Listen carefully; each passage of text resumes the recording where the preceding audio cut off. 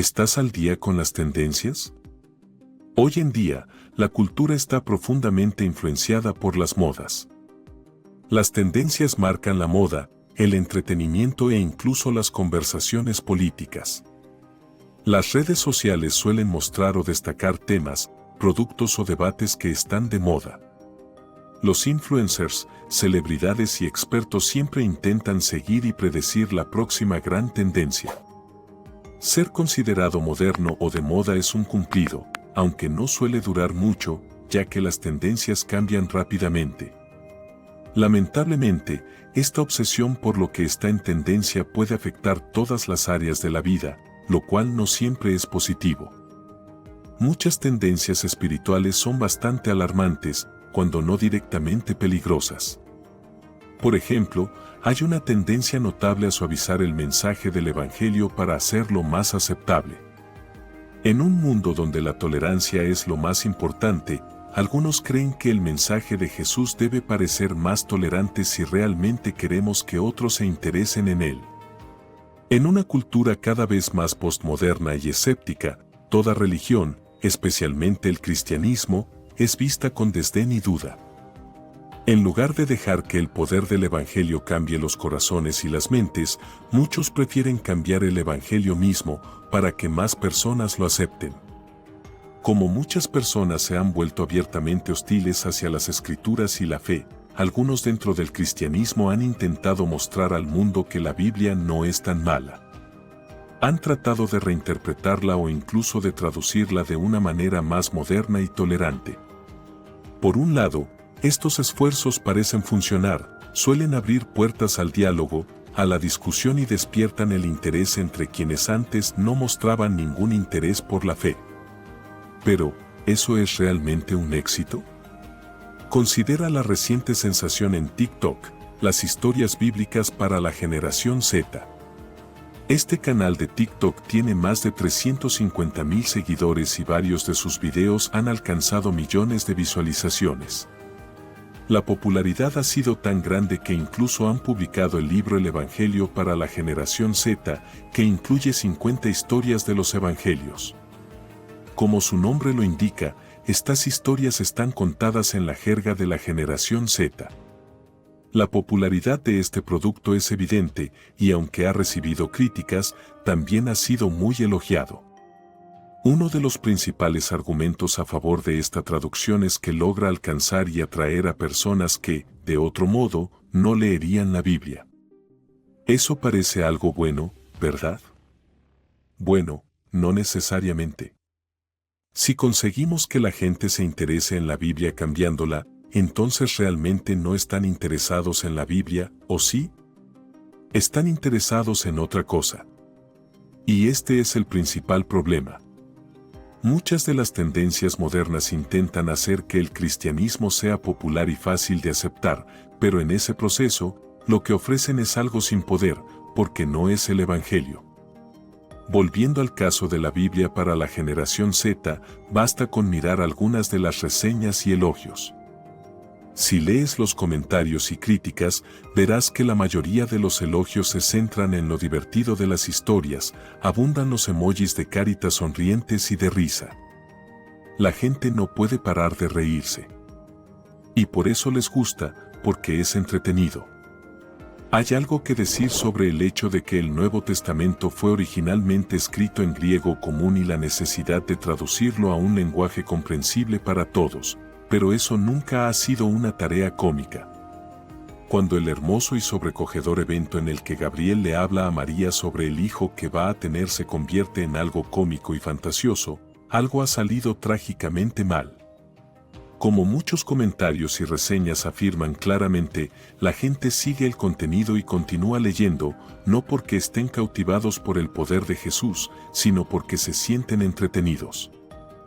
Entonces, aunque cosas como la Biblia de la generación Z puedan hacer que la gente hable sobre Jesús, ¿están hablando sobre el Jesús correcto y de la manera correcta? Casi nunca.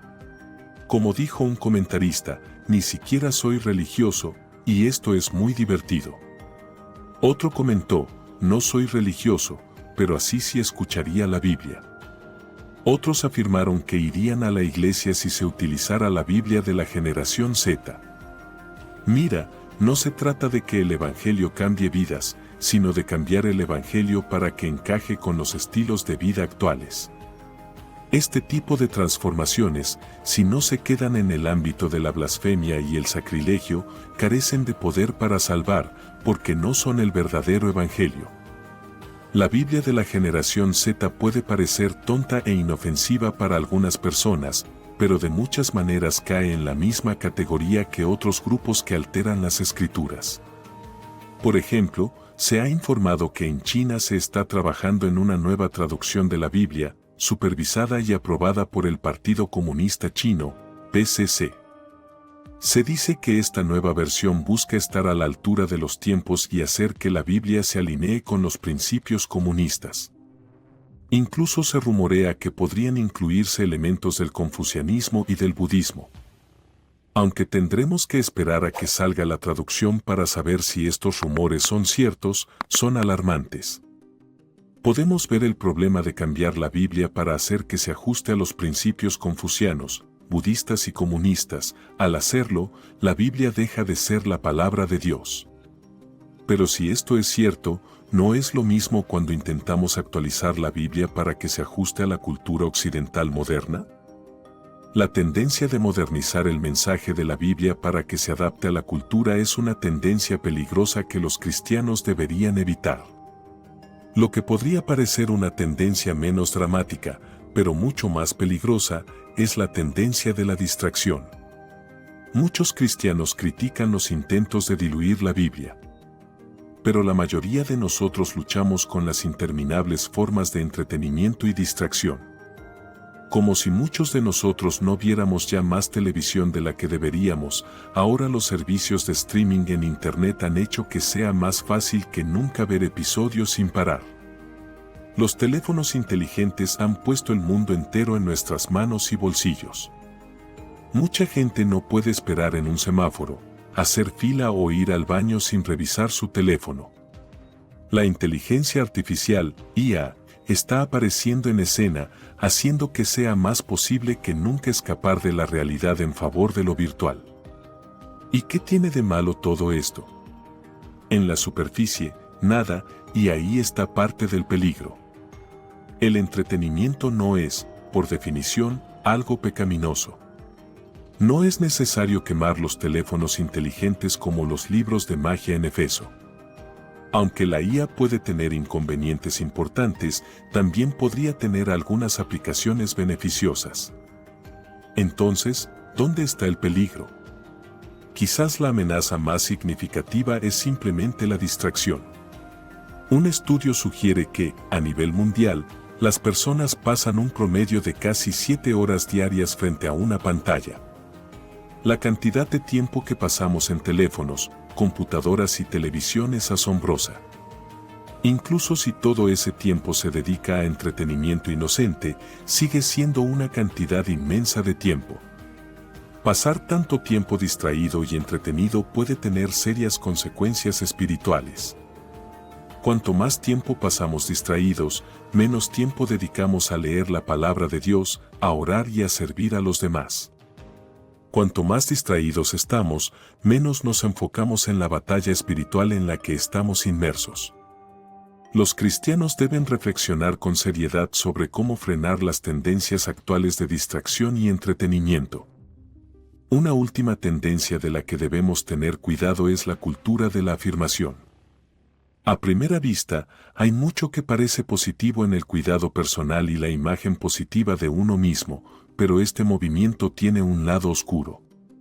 Desvía nuestro enfoque del alfarero hacia la vasija, intenta glorificar a la creación mientras deja al Creador en segundo plano. La frase "tú eres suficiente" puede sonar atractiva, pero contradice el Evangelio. Sin Jesús, definitivamente no somos suficientes. Si nos dejamos guiar solo por nuestras propias habilidades, decisiones y tendencias, permaneceremos separados de Dios. Pero esta tendencia de mirar hacia uno mismo en lugar de hacia Dios no es nueva ni moderna. Se remonta al jardín del Edén, cuando Satanás engañó a Eva haciéndola creer que necesitaba más de lo que Dios le había dado, y que podía ser, y merecía ser, como Dios. Cuando Eva vio que el árbol era bueno para comer, que era agradable a los ojos y que el árbol era deseable para alcanzar sabiduría, tomó de su fruto y comió. ¿Qué hizo Eva?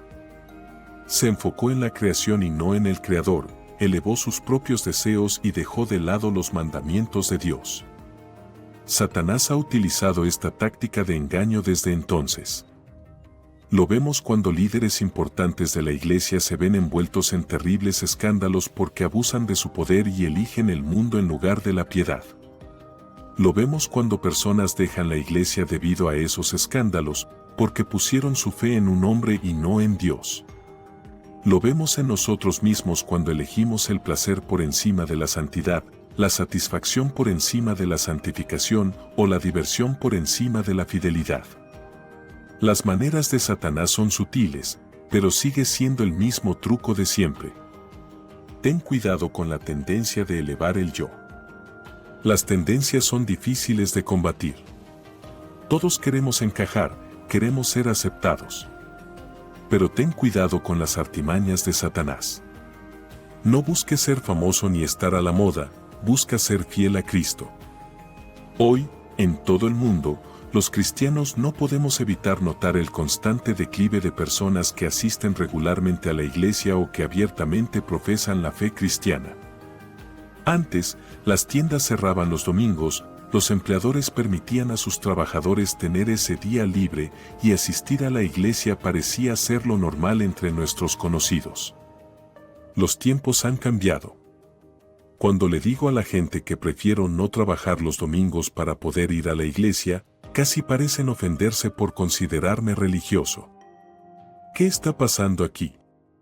Antes, mamá y papá llevaban a sus hijos a la iglesia todos los domingos y los niños crecían entendiendo la importancia de su religión. Normalmente, este proceso continuaba de generación en generación.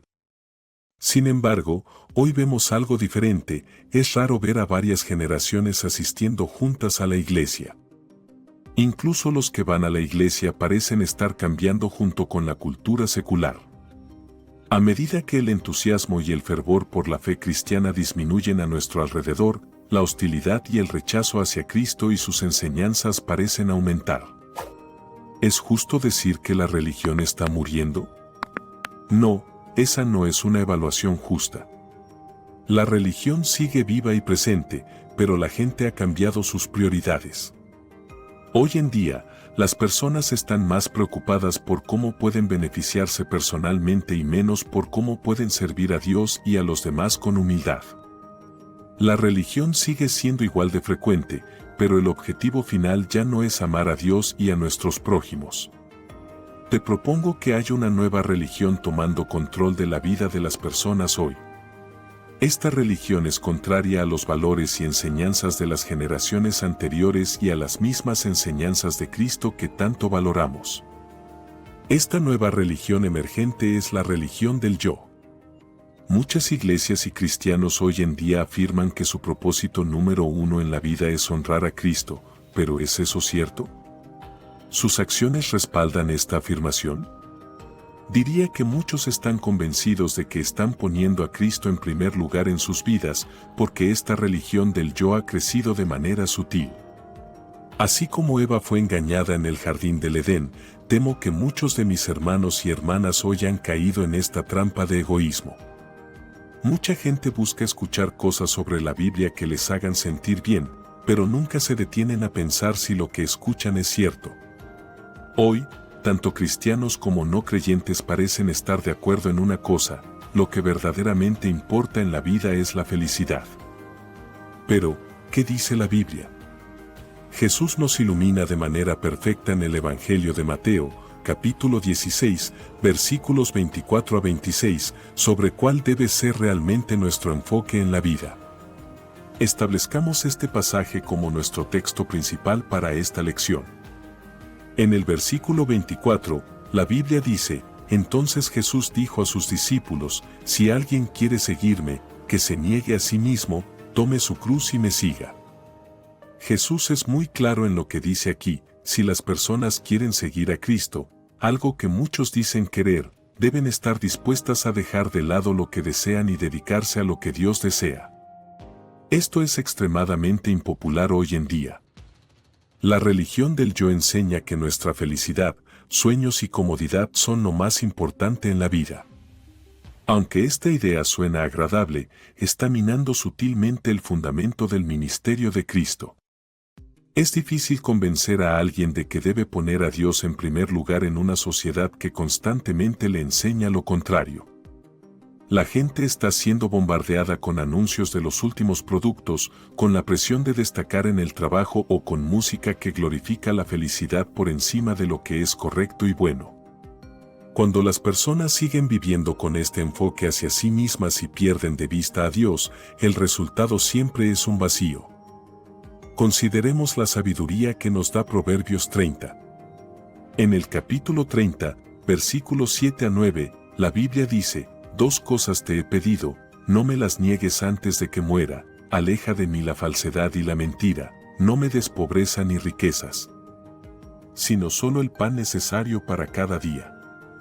No sea que me sacie y te niegue, y diga, ¿quién es el Señor?, o que, siendo pobre, robe y ofenda el nombre de mi Dios». La religión del yo nos enseña a querer más y más. Cada año sale al mercado un nuevo modelo de automóvil y la gente hace todo lo posible por comprarlo. Cada año sale un nuevo teléfono móvil y las personas ahorran hasta el último centavo para asegurarse de ser los primeros en tenerlo. Pero, ¿cuántas veces nos detenemos a pensar que el coche o el teléfono que ya tenemos están bien? ¿Por qué la gente nunca está satisfecha? Porque sienten que merecen los nuevos productos en el mercado. Y están demasiado centrados en sí mismos para darse cuenta de que hay preocupaciones mucho más importantes en la vida que simplemente adquirir cosas para elevar su estatus social. Su deseo de poseer bienes materiales es una ilusión de felicidad y nunca lo satisfará realmente. La Biblia nos enseña que la verdadera felicidad y satisfacción se alcanzan cuando una persona busca a Dios por encima de todo lo demás. Proverbios 30 nos advierte que el deseo de obtener lo que queremos, o incluso lo que necesitamos, no debe ser más importante que nuestra relación con Dios. ¿Vale la pena estar llenos de comida, bebida y lujos si eso significa negar a Dios? ¿Vale la pena vivir como un ladrón para obtener lo que queremos y ofender el nombre de Dios? La respuesta es no. Nuestra prioridad debería ser pedirle a Dios que nos dé lo justo y necesario y estar contentos con lo que Él decida darnos. Si nuestras necesidades están cubiertas y estamos satisfechos, ¿en qué deberíamos entonces poner nuestro corazón? La respuesta está en el Evangelio de Mateo, capítulo 6, versículo 33, «Buscad primeramente el reino de Dios y su justicia, y todas estas cosas os serán añadidas». Al contrario de lo que enseña el pensamiento egoísta, la satisfacción no se logra buscando construir un reino para nosotros mismos, sino buscando construir el reino de Dios. Nuestro enfoque como pueblo de Dios debe estar en la voluntad de Dios, no en la nuestra. Negarnos a nuestras ambiciones egoístas y entregarnos completamente a Cristo es el verdadero significado de la vida. Continuemos con nuestro texto principal y las palabras de Jesús en Mateo, capítulo 16, que van en contra de la autopromoción. Los versículos 25 y 26 dicen: «Porque el que quiera salvar su vida, la perderá, pero el que pierda su vida por causa de mí, la hallará». ¿De qué le sirve a un hombre ganar todo el mundo si pierde su alma? ¿O qué dará un hombre a cambio de su alma? En un mundo que da prioridad a la autopreservación, la Biblia nos confronta con una verdad muy difícil de aceptar. Esta idea parece tan contraria a lo que pensamos, y sin embargo, se encuentra gran alegría y paz cuando la aceptamos con fe. El acto mismo de dejar ir incluso nuestra vida es la clave para encontrarla. La religión del yo enseña que el objetivo final de la vida es descubrir quién eres y cumplir con ese destino egoísta. Sin embargo, aquí, de la propia boca de nuestro Salvador, vemos que estar dispuestos a renunciar a nuestra vida y propósito personal es lo que realmente nos ayuda a encontrar nuestra verdadera vida y propósito. Esto es posible porque nuestra identidad está en Cristo. Cuando le damos a Cristo el lugar de liderazgo que merece, entendemos que cualquier valor que tengamos se basa completamente en Él y no en nosotros mismos. Ahora, alguien podría sentir la tentación de decir, ¿me estás diciendo que mi seguridad no es importante para Dios? ¿Cómo es que necesito estar dispuesto a perder mi vida por Él? Amigo, debemos entender que, aunque Dios nos cuida, nos protege y nos bendice, nada de esto es obligatorio para Él. Lo hace porque nos ama, no porque tenga que hacerlo. Debemos comprender que Dios puede permitir que atravesemos pruebas, dificultades o incluso perder la vida, con el fin de darle gloria. La forma en que una persona responde a esta verdad es un buen indicador de cuánto ha sido influenciada por esta mentalidad de adoración al yo. Escuchemos lo que Dios nos enseña a través del apóstol Pablo en 2 Corintios, capítulo 12, versículos 7 a 10, y para que no me exaltara desmedidamente por la grandeza de las revelaciones. Me fue dada una espina en mi carne, un mensajero de Satanás que me abofetee, para que no me enaltezca sobremanera. Respecto a esto, 3 veces he rogado al Señor que lo quite de mí. Pero Él me ha dicho, bástate mi gracia, porque mi poder se perfecciona en la debilidad. Por tanto, de buena gana me gloriaré más bien en mis debilidades, para que repose sobre mí el poder de Cristo. Por lo cual, por amor a Cristo me gozo en las debilidades, en afrentas, en necesidades, en persecuciones, en angustias, porque cuando soy débil, entonces soy fuerte. A lo largo de la Biblia, vemos hombres y mujeres de Dios que vivieron con una calidad de vida mucho menor que la nuestra. Vemos al pueblo de Dios ser despreciado, agredido físicamente e incluso asesinado. Hoy en día, muchas personas apenas estarían dispuestas a incomodarse por Dios, mucho menos a aceptar daño físico o dar su vida. Incluso ahora, mientras afirmo que soy seguidor de Cristo, la idea de perder mi vida o sufrir dolor por mi fe es aterradora. Es algo en lo que debo trabajar y estoy seguro de que no soy el único.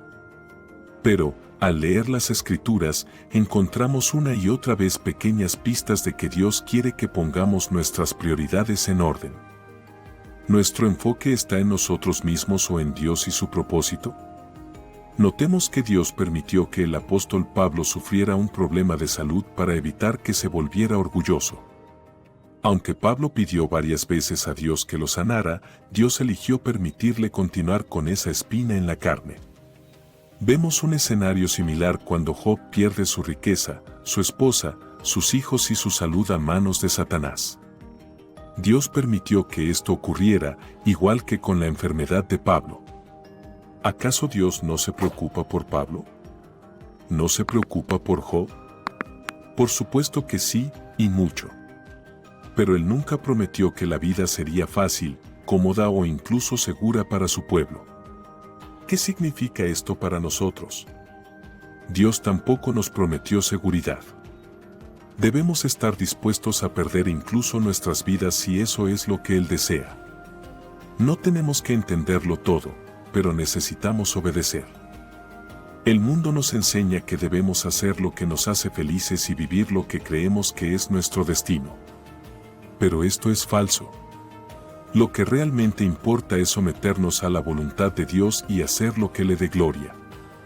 Debemos resistir esta nueva religión que busca elevarnos a nosotros mismos por encima de nuestro Señor y Salvador, Jesucristo. Al mismo tiempo, debemos poner nuestra esperanza en Dios y aferrarnos a Él. También se nos anima a ser alegres y tener un corazón agradecido en todas las circunstancias. El mensaje de Pablo en 1 Tesalonicenses, capítulo 5, versículos 16 a 18, sigue siendo igual de importante hoy: estad siempre gozosos. Orad sin cesar. Dad gracias en todo, porque esta es la voluntad de Dios para con vosotros en Cristo Jesús. Si podemos vivir según estas palabras, si podemos aferrarnos a Dios, sin importar lo que suceda, podremos superar todos los obstáculos y problemas que enfrentamos en este mundo. Romanos, capítulo 1, versículo 16, dice, porque no me avergüenzo del Evangelio de Cristo, porque es poder de Dios para salvación a todo aquel que cree, al judío primeramente y también al griego. Escucha esas palabras, no me avergüenzo del Evangelio de Cristo.